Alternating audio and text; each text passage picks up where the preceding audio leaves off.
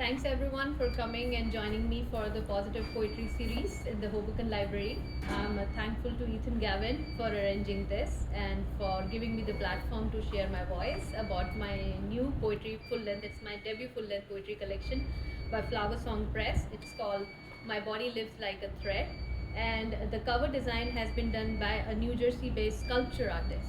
And the sculpture is called Carried Trauma because it represents the upper torso of a woman with the threads running across, which basically a representation of the threads of pain and everything, and also the various demarcation and the boundaries which we put across our world. So it represents the migration and the displacement crisis that we all have to go through. So the basic theme of this book is basically a collection of 47 poems, and it's divided into 5 sections. But the common thread which runs across each of the poems in the whole book is about the body politics and the issues which arises out of body politics. So what I want to say from this book is basically the body politics. It never remains at an individual level, but it births and molds and morphs into a social birthing monster, causing problems like sexual and gender-based discrimination, gun violence, reproductive rights violence, migration and displacement issues, and war issues, and the effect of the toxic political effect on the country and its people. So on the basis of that, the book is divided into 5 sections, and the first one is called Black Truth, which talks about the systemic oppression of people of color and African American in this country and around the world. And second is War and Peace, which, as the name implies, is the effect of the effect of war and the toxicity on its countrymen and its people. And unfortunately, we are again living in the same times, and we are seeing it happening in front of our eyes. And third is My Body Is Not an Apology, and this section is basically talks about the body politics and the female-centric issues.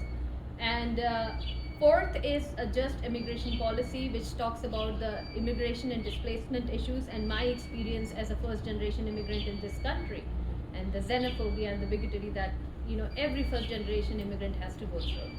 And the fifth and the final closing section is called My Body Lives Like a Thread, which basically is a culmination of all the sections, and it talks about the struggles and the trials and tribulations which, as a writer, I have to go through, and all my winnings and everything, and how it culminates into the fact that my body lives like a thread. A body of a woman is seen as a thread. A body of a person of color is seen as a threat.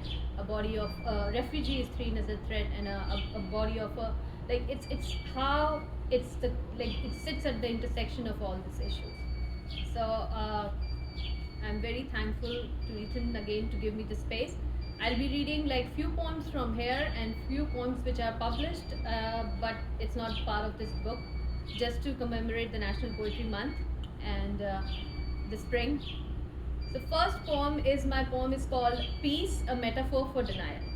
This poem was the national level winner in the year 2020 by a 20-year-old organization called Poetry Matters Project, based out of Georgia. Peace, a metaphor for denial.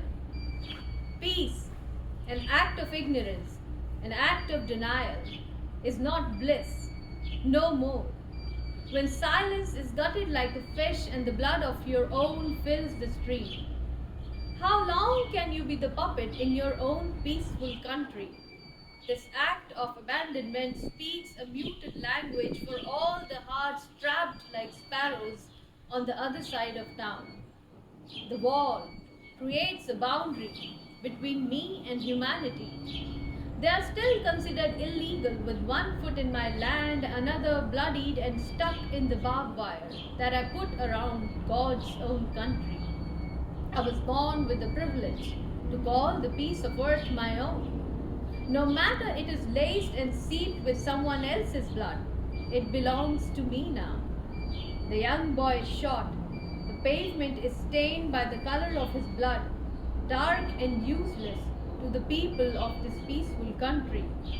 Those who pull out the armrest and the beach chairs to see the stars lit up the sky and the deafening noise muting the wails of a widowed mother. They sip the beer as cold as their souls, leaving the scene with a shrug and a short sigh. Ignorance is bliss. Peace is a metaphor for denial in this country I call mine. And the next poem is basically a question which is posed to the listeners, and we all go through it every day, and it's called, Does Hurt Have a Gender? What does a body want when it breaks down into a million pieces, its pulverized existence wanting acceptance, only to be ignored and walked over, left over like days-old milk on the kitchen counter, forgotten and left to curdle? Why do we keep numbing the sharp pain, the knotted lamentation caught in our hungry mouths that cuts our soul both ways and leaves us to bleed in this world, perfused with sweat and blood, a moment indescribable? Leaking and soaking the ridges of the curbside, here the thickness of your blood, its viscosity, and the gravitas of your speech depends on the color of your skin, a pain untenable. An insurmountable pain rising in my mouth, a dichotomy between pain and acceptance, a desire abominable. Do screams have a religion too? Do cries have a race? Does hurt have a gender? Do wounds have a nationality? Does your tongue curl into sin when you call out my name? Does the triteness of your ideologies still mollify your pain?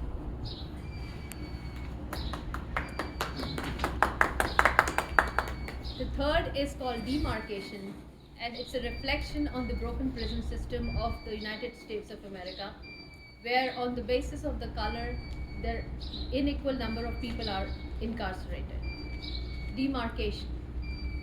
That frail evening marking the shadows of the long summer days, a bird perched on the barbed wires of the prison, demarcating happiness and the grief, acceptance and rejection, solitudes and bouts of laughter, the prisoner and the free.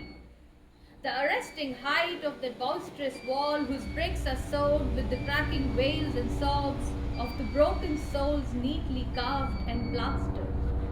A bizarre tinge of the ochre peeling off from the walls as the tears flow incessantly through bleary eyes as they gaze from emptiness to nothing. Silence skulled in hollow bones rattling with rage. Palms holding out for someone, for something, for forgiveness. A fleeting touch of humanity, a soft, supple touch of love. A day wrapped around the promises of second chances, silhouette of the loved ones appearing between the thick bars. A pleasant sight for the cracked and pale eyes. Death and silence are interchangeable.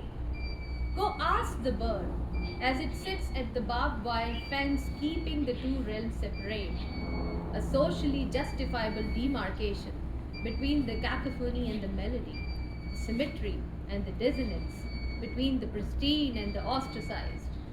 How thin is the separation between love and acceptance, despair and second chances, between judged and forgiven.